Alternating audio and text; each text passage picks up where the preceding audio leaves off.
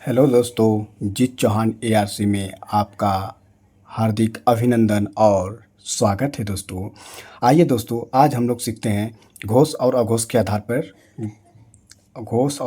आधार पर प्रश्न के बारे में हम लोग जिक्र करते हैं कि घोष और अघोष होता क्या है, किस तरीके से एग्जाम पॉइंट ऑफ व्यू से हम लोग हथेली पर जैसे हम लोग अल्प प्राण महाप्राण का जिक्र किए हैं दोस्तों, वैसे हम लोग आ जाते हैं फिर से अघोष और सघोष की घोष ही हम बोलते हैं दोस्तों। तो इसको भी हम लोग अच्छे से पढ़ते हैं दोस्तों। आइए, ज़्यादा वक्त अपना ज़्यादा व्यतीत न करते हुए हम लोग अपने कंटेंट की ओर चलते हैं दोस्तों। सबसे पहले हम लोग ये बताएंगे कि ये घोष और अघोष होता क्या है। देखिए दोस्तों, अघोष वो जिसके बोलने से स्वर तांत्रियों के कंपन न करें, ठीक है दोस्त, उसको हम क्या कहते हैं, अघोष वर्ण कहते हैं। ठीक है दोस्त, जिससे हम लोग कोई शब्द बोलते हैं स्वर तंत्रिया का अगर कंपन करते हैं दोस्तों, तो उसमें अघोष वर्ण कहते हैं। ठीक है दोस्तों, अघोष वर्ण में 13 होते हैं, ठीक है ना। कितने होते हैं अघोष को हम लोग बोलते हैं क्या, श्वास, ठीक है ना दोस्तों, श्वास। श्वास को हम लोग क्या कहते हैं, 13।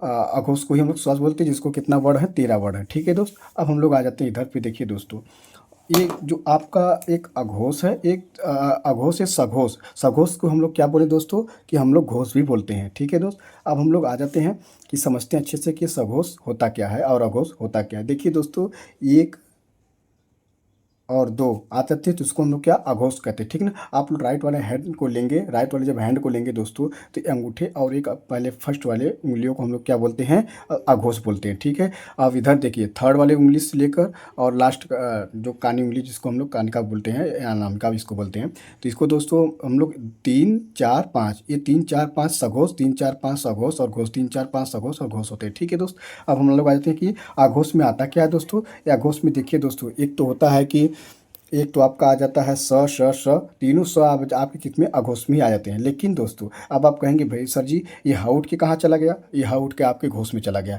हम लोग बोले थे ना कि ह को एक और नाम से क्या जानते हैं, काकले वर्ड जानते हैं, एक महाप्राण वर्ड जानते हैं। और इसको इसको देखिए, अल्पप्राण महाप्राण पूछे क्या है सर जी, तो हम आपसे ये बात कहेंगे कि ये ह है एक महाप्राण है। ठीक है ना, ये महाप्राण है। महाप्राण जब आप लिखेंगे तो इसमें हा का मेंशन हुआ है ना, तो उससे आप जान लीजिए कि महाप्राण है। ठीक है ना, ये ट्रिक आप समझिए अपने माइंड में, बस अपने आप को सेव करिए। मैं जो भी ट्रिक बताऊँ तो ये अपने आप पे एक लागू होता है, इसको अन्यथा मत लीजिएगा। ठीक है दोस्तों, अब हम लोग आ जाते हैं इधर, ये देखते हैं कि य र ल व अंतस्थ व्यंजन। अंतस्थ व्यंजन किस में आता है दोस्तों, वो भी सघोष और घोष में आता है। ठीक है दोस्त, इसमें क्या आता है, अंतस्थ व्यंजन सघोष और घोष में। फिर से बोलिएगा आप लोग, सघोष और अघोष एक होता है। सघोष में हम लोग को क्या आ जाता है, हा भी आ जाता है। महाप्राण में क्या हा आता है, और सघोष और घोष में ही हम लोग का अंतस्थ व्यंजन और 11 स्वरों भी क्या होता है, घोष, सघोष और घोष में ही आते हैं। ठीक है दोस्त, अब हम लोग आ जाते हैं इधर, सघोष के बारे में थोड़ा सा जिक्र कर लेते हैं। सघोष होता क्या है। सघोष को ही हम लोग दोस्तों घोष भी बोलते हैं। ठीक है, सघोष को हम लोग घोष भी, चाहे घोष एग्जाम में पूछे चाहे सघोष, बात हम लोग का एक ही होगा। ठीक है, कोई अलग अलग दो वर्ड नहीं है। ठीक है ना, अघोष है एक अलग वर्ड। देखिए, सघोष को हम लोग बोलते हैं क्या, नाद बोलते हैं। अब हम लोग इसका ऑब्जेक्टिव कर दें, आगे पीछे कर दें, तो हम लोग का सघोष उल्टा हो जाएगा 31 कितने हो जाते हैं सघोष, 31। जिसके बोलने पर तंत्रियों का कंपन हो, उसमें क्या बोला था, तंत्रियों का कंपन ना हो, तो इसको हम अघोष बोलेंगे। स्वर तंत्रियों का कंपन अगर हो तो हम लोग क्या बोलते हैं, उसको सघोष बोलते हैं। ठीक है, ठीक है दोस्त, क्लियर हो गया दोस्त, ठीक है ना, आप लोग समझ पाएंगे। और सभी स्वर किस में आते हैं, सघोष में आते हैं। यह र ल व अंतस्थ व्यंजन किस में आते हैं, सघोष में आते हैं दोस्त। और यह भी आपका क्या होता है, सघोष में आता है। महाप्राण में बस आपका क्या आ जाता है, हा आ जाता है। लेकिन परंतु आप लोग को ये बात को जिक्र आप लोग करना होगा दोस्तों, अघोष में हमारा तीनों सही आएंगे। ठीक है ना, एक स सलजम स षटकोर स सपेरा। ठीक है दोस्त, स सलजम स षटकोर स सपेरा स हमारा अघोष, स सलजम स सपेरा स षटकोर हमारा अघोष में। इस तरह से आप लोग 2-3 बार रिवाइज कर लेंगे दोस्तों, तो आपके माइंडसेट में मुझे लगता है कि आप लोग को अच्छे से बेहतर तरीके से याद कर पाएंगे। ठीक है दोस्त, अब हम लोग आ जाते हैं इधर, उच्चारण के आधार पे हमारा ये द इंड हो जाएगा, यहीं से हमारा वर्णमाला टॉपिक। और इसके बाद दोस्तों हम लोग लाएंगे वर्णमाला एक वीडियो, बस सार लाएंगे। ठीक है ना, जिसको सार से हम लोग ये समझेंगे पूरे वीडियो वर्णमाला में जो भी छोटा बच्चा क्वेश्चन दोस्तों होगा ना, उसको हम लोग यहीं पे अपना क्लियर कर लेंगे। ठीक है दोस्त, उसको अच्छे से हम लोग बेहतर तरीके से उसको हम अच्छे से बता के आप लोग को जितना भी छूटा होगा, कोई भी वर्ड होगा, वो आपको महत्वपूर्ण वीडियो जो कि एग्जाम पॉइंट व्यू से very very I am very very most important होगा। और हिंदी का वर्णमाला का सबसे सुपर क्वेश्चन होगा, जो कि आपको किसी भी एग्जाम में बैठे, चाहे यूपीएसआई, चाहे टेट, चाहे यूपीपीसीएल, उत्तर पावर कॉर्पोरेशन लिमिटेड में सबसे कठिन अगर हिंदी आता है तो उसी में आता है दोस्तों। ठीक ना, उत्तर पावर कॉर्पोरेशन लिमिटेड में जो आपका वैकेंसी होती है, उसमें जो हिंदी पूछा जाता है वो सबसे हार्डली हिंदी उसमें पूछा हुआ है दोस्तों। आप लोग प्रीवियस ईयर क्वेश्चन उठा को देखेंगे तो आप लोग सारी चीज़ को समझ पाएंगे।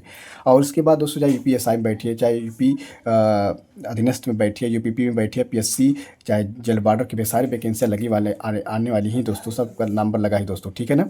अब हम लोग आ जाते हैं इधर उच्चारण के आधार पर। उच्चारण के आधार पर हम लोग कंठ पढ़ते हैं। कंठ में देखिए दोस्तों, आपके जो यहाँ कंठ है ना, देखिए ना भगवान नीलकंठ किसको कहते हैं, जैसे भगवान शंकर जी है ना, जो अपना विष का प्याला जब पी लिए थे दोस्तों, तो अपने ही कंठ में उनको देखिए, कहीं भी उनकी फोटो होगी, कहीं भी उनकी इमेज होगी शिव शंभू भोलेनाथ जी का, तो उनका देखिएगा यहाँ पे थोड़ा नीला नीला रहता है, क्यों? क्योंकि वो जो विष को अपना ही ला के टिका दिए थे, ठीक है दोस्तों, इसको इसीलिए उनका नाम क्या पड़ गया, नीलकंठ।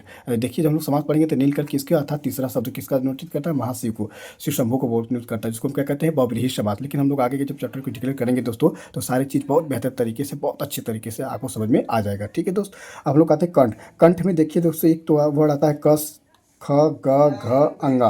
अंगा आता है तीसरा दोस्तों, आप फिर यहीं से समझना है। एक तो हम लोग ह किस में पढ़े थे, सघोष में। अब हम लोग ह किस में पढ़ेंगे दोस्तों, एक हमारा कंठ भी है। ह का देखिए 3 नाम हम लोग को यहीं मिल गया दोस्तों। एक तो हमने पूरा चार्ट बना के बाकायदे से इसको हमने बताया था कि ह के कितने नाम होते हैं। जैसे आप लोगों का नाम 1 से 2 होगा, 1 से 2 होगा ही होगा दोस्तों। आप लोगों का भी नाम तो 1 से 2 घर वाले कुछ और बुलाते हैं, स्कूल बाहर के नामों में कुछ और नाम होता है। तो फिर सेम टू कॉपी दोस्तों, कि आपका ह ही है तो उसके कितने नाम हो। एक तो देखिए सघोष हो गया, जिसको सघोष को हम आप घोष भी बोलते हैं।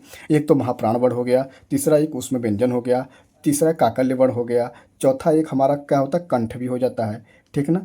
ठीक है दोस्तों, आइए हम लोग फिर आ और अंगा, ये अंगा जो विसर्ग वाला अंगा, ठीक है ना, इसको हम लोग आहा बोलते हैं। अंगा तो ये है दोस्तों, आ जो इसको बोलते हैं, इसको हमारा कंठ में भी आ जाता है, ठीक है। तालु छ, ज, झ, ञ, य, और ये सलजम और ई से ईक और इसे इमली, ये तीनों शब्द किस में आ जाते हैं दोस्तों, ये तालु में ही आ जाते हैं। आपके तालु कहाँ से होता है, तो जीभ का भाग देखिए, च, छ, आपका जो जीभ को देखिए, आपके तालु को स्पर्श कर रहा हो, देखिए बोलिए, च, छ, ज, झ, ञ, य, र, स, ई, बड़ी ई, देखिए सब जाके आपका जो जीव है ना, आपके ताल्लुक में जाके स्पर्श कर रहे हैं। इसको आप लोग देखिएगा, एक प्रैक्टिकल करके पढ़िएगा तो आप लोग को अच्छा से, आप भले आप लोग को याद नहीं हो पाए, लेकिन आप लोग जब ये प्रैक्टिकल एग्जाम में भी थोड़ा सा थोड़ा सा दिमाग लगाएंगे, जहाँ असमंजस में हो जाए, तो आप लोग क्लियर कर पाएंगे कि जी ये आंसर ये है, ठीक है दोस्त। अब हमारे मूर्धना। मूर्धना देखिए, ट, ढ, ट, ठ, ड, ढ, ड, ढ, ड, ढ, ट, ठ, ड, ढ, ढ हो गया दोस्तों। तो हम लोग देखिए इसमें कोई अंतर नहीं आप लोग को होगा, आप कहेंगे भैया क्या लिखते हैं सर, ये देखिए हो गया ढ, ठीक है, ठीक है दोस्त, ये हो गया ड, ढ, ये अड़ा, फिर र, शिन, र, ये देखिए जी, सब में ये आपका जो जीव का भाग है ना, देखिए जब बोलते समय ये वर्ड का आपका जीव है ना दोस्तों, ये आपका मुड़ जा रहा है, देखिए बोलिए ट, ठ, ड, ढ, ड़, ठीक है दोस्तों, ये मुड़ जा रहा है आपका, ठीक है। अब हम लोग यहाँ दंत।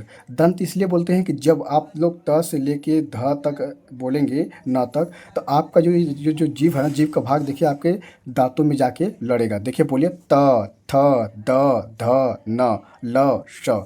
इसमें भी क्या आते हैं दोस्तों, ये आपके जाके जीभ का भाग उसमें जाके आपके दांतों में स्पर्श कर रहा है। आपकी जीभ की जो भी जीभ है जो आपकी, वो आपके दांतों में स्पर्श करे तो उसको हम लोग क्या बोलते हैं, कौन सा वर्ड, दंत वर्ड बोलते हैं। अब देखिए हम लोग ओष्ठ व्यंजन है, तो दोस्तों इसको देखिए, जब आप लोग हम प बोलेंगे, देखिए दोनों ओठ जो है आपस में एक संलग्न हो जाएंगे, देखिए आपस में आपस में चपक जाएंगे, देखिए बोलिए प, फ, ब, भ, म, उ, ये ओष्ठ हो गया। अब यहीं से आपका इंपॉर्टेंट, सबसे very very most important question ये है दोस्तों।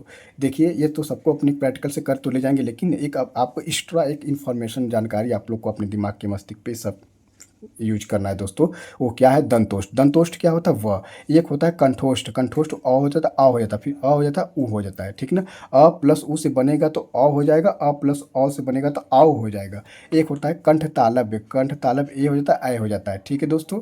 अब हमारा यहीं से दोस्तों सारे टॉपिक क्लियर हो जाएंगे, ठीक है। अब हम लोग द इंड यहीं से टॉपिक को हम अच्छे से करेंगे। वर्णमाला टॉपिक हमारा यहीं से समाप्त होता है दोस्तों। इसके बाद हम वर्णमाला में 2 वीडियो और लाएंगे दोस्तों, जिसमें हम लोग बताए थे आपको पिछले वीडियो में, अभी बता दे रहे हैं, फिर से जिक्र कर दे रहे हैं। एक हम लोग वर्णमाला का सार पढ़ेंगे, जो भी आपको लगता होगा कि सर जी आपने इस जगह पे इस वर्ड को, इस चीज़ को छोड़ दिया, जो कि एग्जाम से पॉइंट से बहुत वेरी मोस्ट होता है, आपने इसको नहीं पढ़ा है, तो वो चीज़ आपका महत्वपूर्ण जो वीडियो सार होगा ना, तो उसमें सम्मिलित हम कर देंगे, ठीक है दोस्तों। और उसके बाद हम लोग फिर उसके बाद एक वीडियो लाएंगे जो यूपीएससी से पीवी पीवाई की क्वेश्चन जितना भी होगा वर्णमाला के टॉपिक से, उस सारी चीज़ों को हम अच्छे से बेहतर तरीके से डिक्लेयर कर देंगे, ठीक है ना दोस्तों। देखिए आज आपका वर्णमाला टॉपिक तो समाप्त हुआ दोस्तों, लेकिन आप आपने वर्णमाला से कितना क्या सीखा है दोस्तों, क्या आपने पढ़ा, क्या अच्छा तरीके से मेरे दिमाग पढ़ाने से, आप खुद से में लर्न करने से। देखिए दोस्तों, हर चीज़ तो किताबें मिल जाती हैं दोस्तों, लेकिन इसको हमने एक बाकायदे से उसको निकाल कर फिर इसमें सबमिट करके फिर अपने से ट्रिक बनाना फिर निकालना, ये दोस्तों काफ़ी टिपिकल हो जाता है दोस्तों। लेकिन आप लोग के सपोर्ट के बिना मैं अधूरा हूँ दोस्तों। बस आप लोग मेरा प्लीज़ दोस्तों सपोर्ट करिए। आपकी सपोर्ट करने से देखिए, आप लोग मुझे इनपुट देंगे तो मैं भी आप लोग को आउटपुट जरूर प्रदान करूँगा, ठीक है ना। आप लोग को जरूर मैंने वो चीज़ मैसेज जरूर करूँगा जो आपके लिए कंटेंट और अच्छे से अच्छे बेहतर तरीके से हर एक चीज़ को बाइंडिंग करके हम हर सब्जेक्ट को पढ़ाएंगे दोस्तों।